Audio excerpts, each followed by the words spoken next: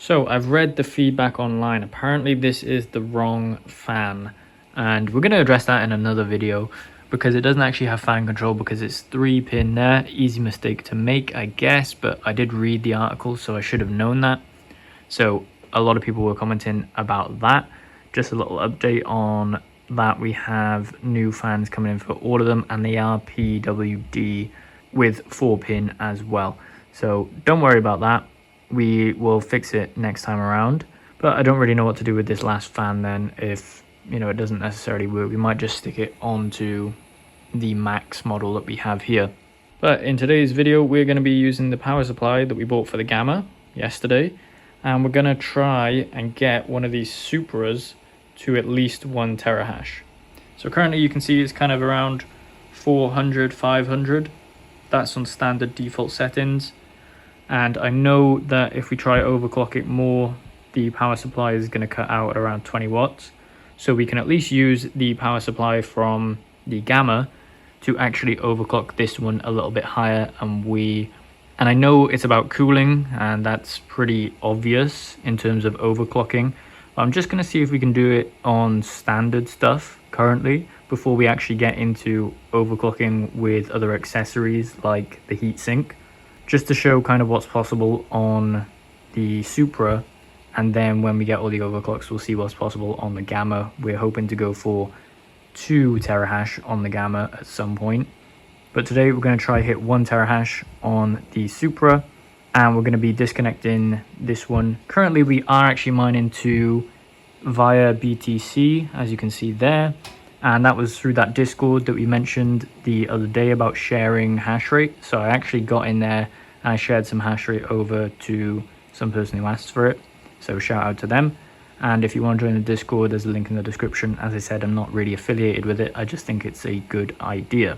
But let's get this unplugged and let's get this one plugged in so we can actually start to overclock this one. And we're going to do it all on the computer screen. Probably going to be very loud when we start it up. But we're going to go from basically whatever the default sets are in terms of the overclocking, and then we're going to do some custom overclocking further than the defaults that we see. So let's get onto the computer screen now. So as we said in the kind of intro, the reason that we need to replace the fans with 3-pin is because this is on the Gamma currently. The 3-pin doesn't actually control the fan speed, and that's kind of not good when you want to overclock more.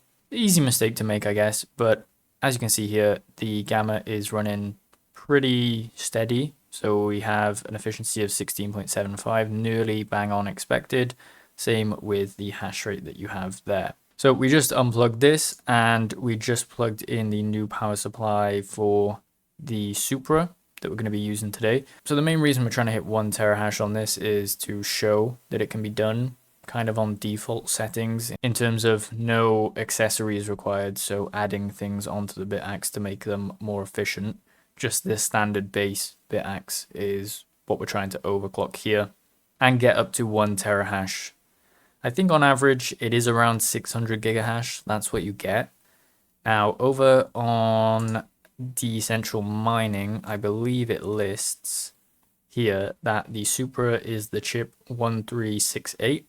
And this comes from an S21 from Bitmain. So a little bit more into that is that, and this actually comes from Decentral as well, designed specifically for the S21, 108 chips per hashboard, totaling 324 chips per miner. So we're trying to outbeat Bitmain in terms of the hash rate that you can get on these chips, because people might have Bitmain S21s and you could get a lot more hash rate from them if you overclocked all those chips. In theory, I know the efficiency is not great, but if you had free electricity, then it wouldn't really matter in terms of the power draw on the chips. So it's a simple calculation, 200 terahash divided by how many chips there are. So 200 terahash divided by 324 kind of gives you the gigahash figure of the average across the 324 chips, and that's 617 gigahash. That's kind of expected for what we're seeing here, around that range, 625, and we're currently at default settings on both of them. So on default settings, you are technically running at the same overclocks that are used in the Bitmain S21. But the efficiency is not as good, I don't think. So dashboard efficiency is 19.68 currently, and the efficiency there is around 17.5. So there is a big difference in efficiency. That might just to be with the cooling or because there's a dedicated chip to one board, something like that. But we're not really focusing on the efficiency today. We're just trying to get it to be the highest hash rate that we can possibly find for the Bitaxe Supra.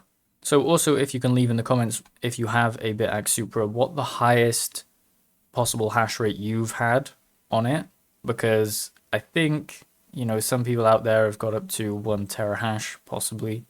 I haven't had a look around too much, but I'm assuming you can get close to 1 terahash with this, just based off, you know, how far you can push the overclocks. But we're obviously going to have a look and see if we can get up to that.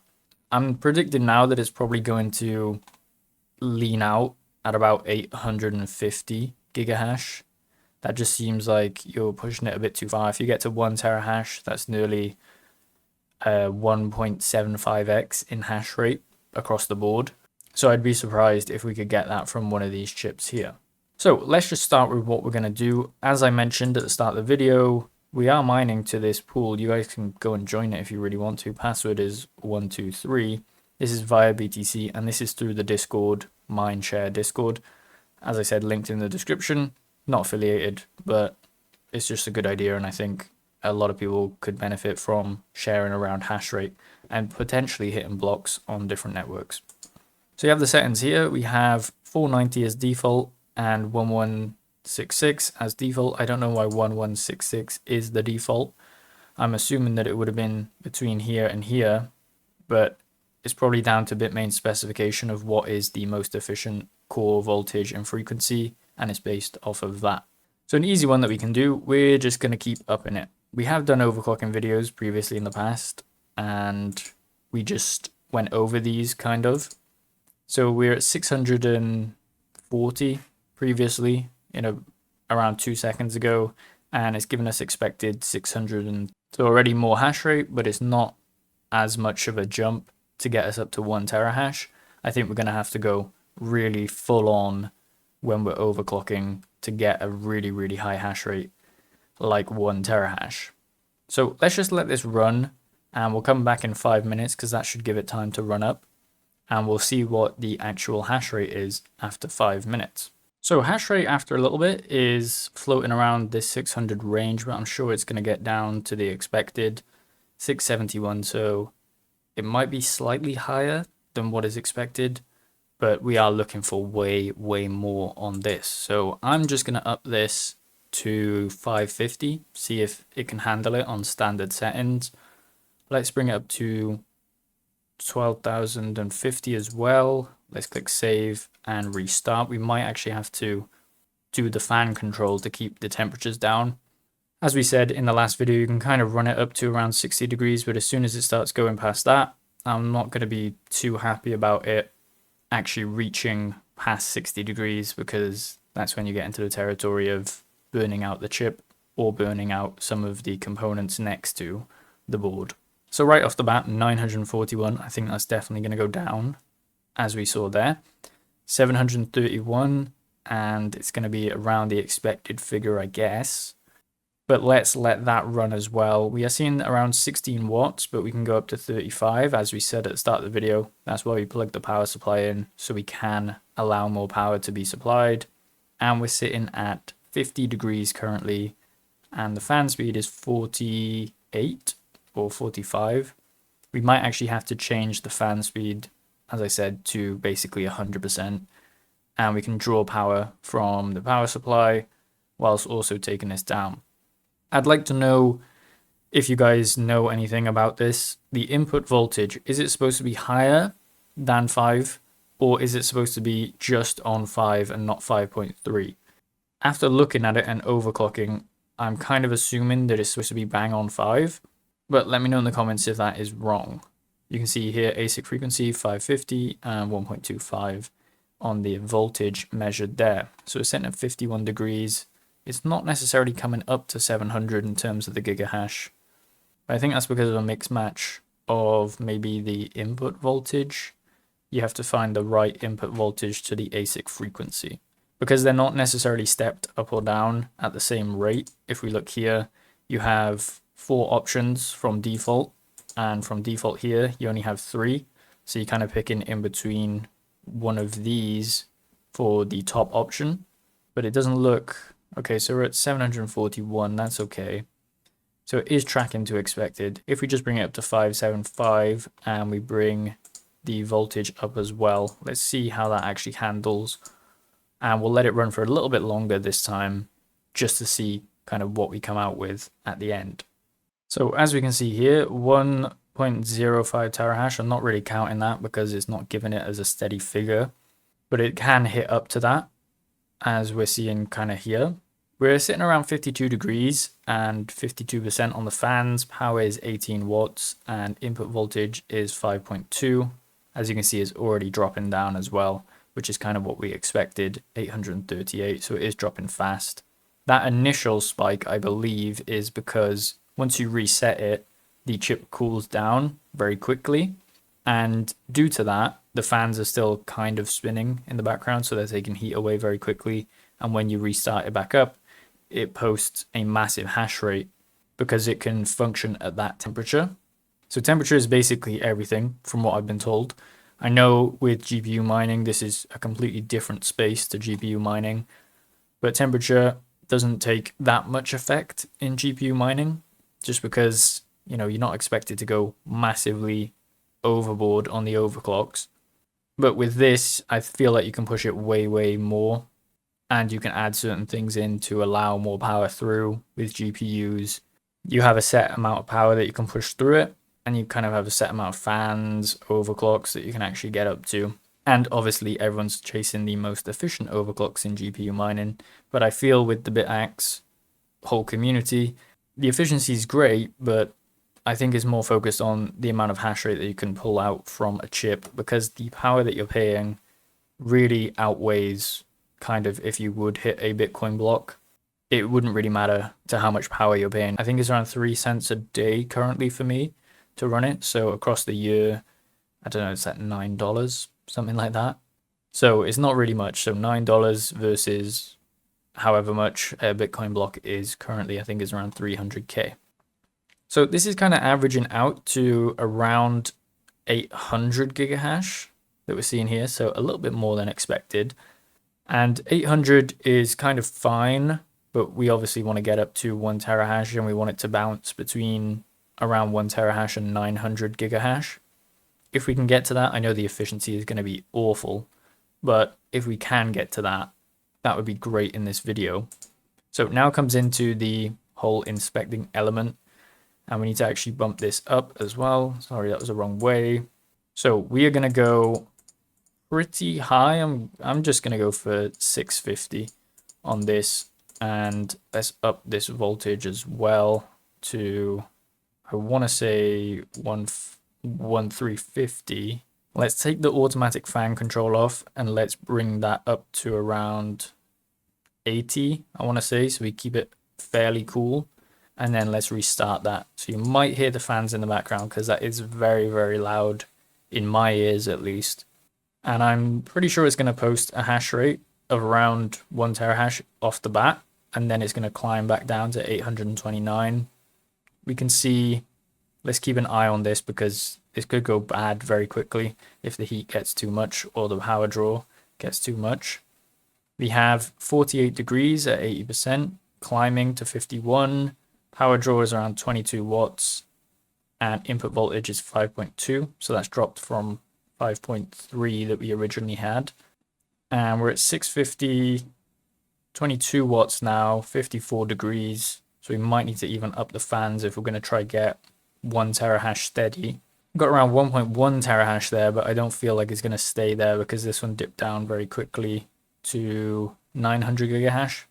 So let's let this run for around 10 minutes, and then we'll get back and see if it has actually stayed around that 1 gigahash range. So this looks to be leveling out at around 900 gigahash. As we can see here, it is tracking more towards that average line that we're seeing there. The heat is around 57, so the fans definitely have to go up if we're going to try and hit 1 terahash. It is dropping off here though, 873.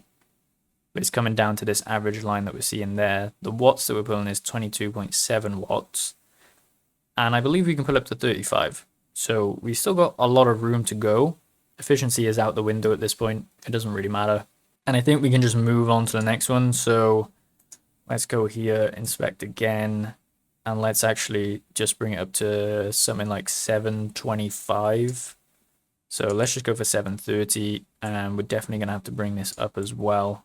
Kind of uncharted territories at this point in terms of frequency and core voltage. I know that you have to just keep up in the core voltage to supply that power. Let's bring this fan speed up to 95, and it is going to be very loud, so forgive me for the noise in the background if you can hear it. But let's save and restart that, and let's go down to our dashboard. So normally I've never run them at this kind of rate in terms of the fans, so we'll have to see. Expected is 931. I want to see how the power supply actually handles this. I know we get a leg room or a headroom of around 10%, so that's 3.5 watts. We don't want to increase over 35, so mainly we're looking for around 32 watts is the maximum, and it looks like it's already creeping up to that already to get to this 1 terahash range. This input voltage has dropped another level, so it was 5.2 and that's 5.1. Degrees is 60 degrees currently, and we don't want to let that get too much higher, and we might have to put the fans to full S19 speed. So let's just do that. Automatic fan control, and it says S19 simulator there. Restart, and this is basically, I think, the highest that we're probably going to go to, just because if we can't get it to cool down any quicker, we're basically going to be stuck in a place where we can't cool it down quick enough to get the hash rate up.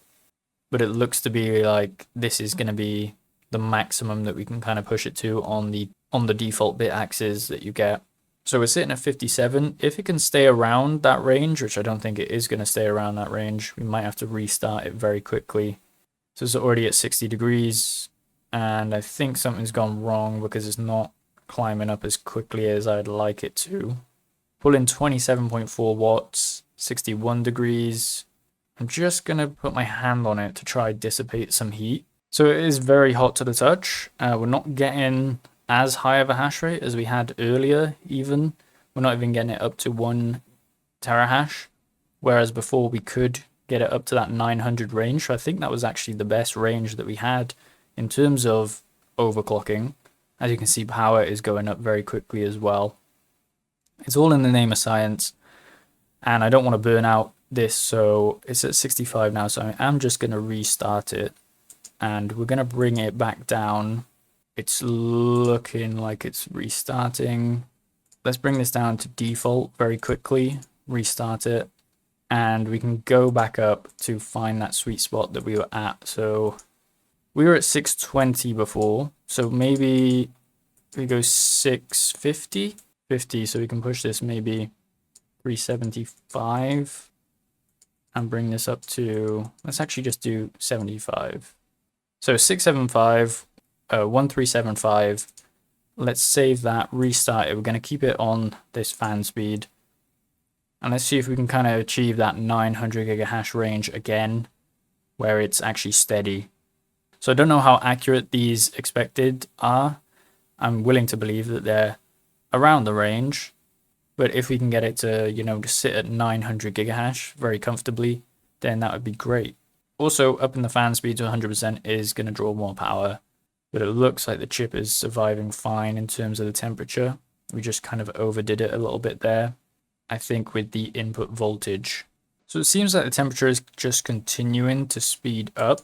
I am going to do something right now that I'm thinking might actually be a better option. That is to put the core voltage down and just up this frequency to around 800 and see if we can get anything expected out of that. I know it's probably not going to be great, but let's just put it up to 800 and see what we can get.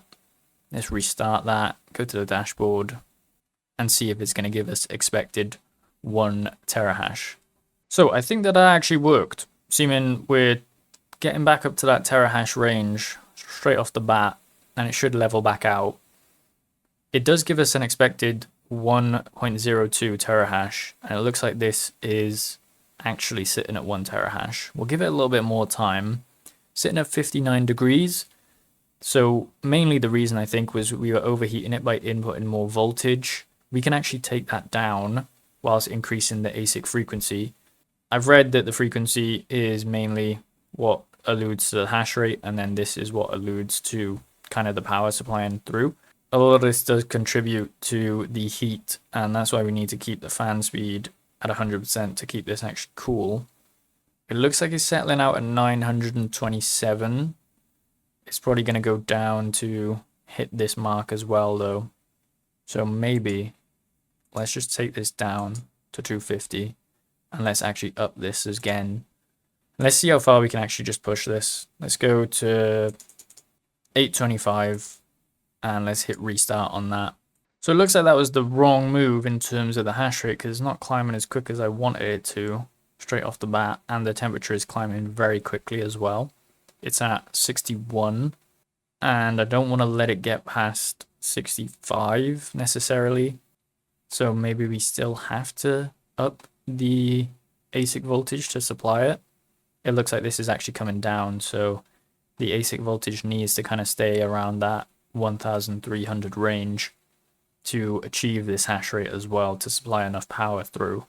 So I think overall, let's just actually bring this down because I feel like it's going to get way too hot. But let's make a note of it. Overall, I think you can run it at around 800 in terms of the frequency and around 1300. So just default settings that you see here, you can bring it down to that as well.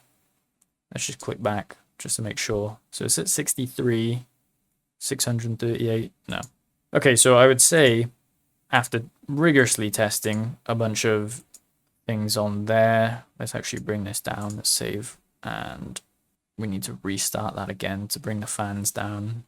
So the fans are off after this. Let's go to settings here. Let's just give you an overall kind of the findings.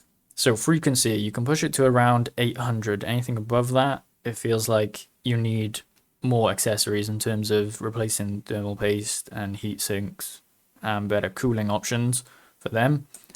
So that's as much as you can push it. You can get it to around 900 terahash. It's going to average out at about that. I don't think it's going to stay at 1 terahash. Core voltage can be at around this range. I'm sure you can push it maybe 25 more. And that is going to keep it at around 65 degrees. So overall, that's the highest you can probably get with just the default Bitaxe that you get from any supplier with the default fans and the heatsink. So this is good findings because now we know kind of what the baseline is in terms of the original Bitaxe without any overclocking accessories. And then when we get the heat sinks in and the Nocta fans for the other three, we can actually put those in and replace the thermal paste and see how much of a difference it makes in terms of frequency and core voltage that we can overclock to. So let me know your highest hash rate that you've hit for these and what your settings were. Make sure you like the video and subscribe for more content like this.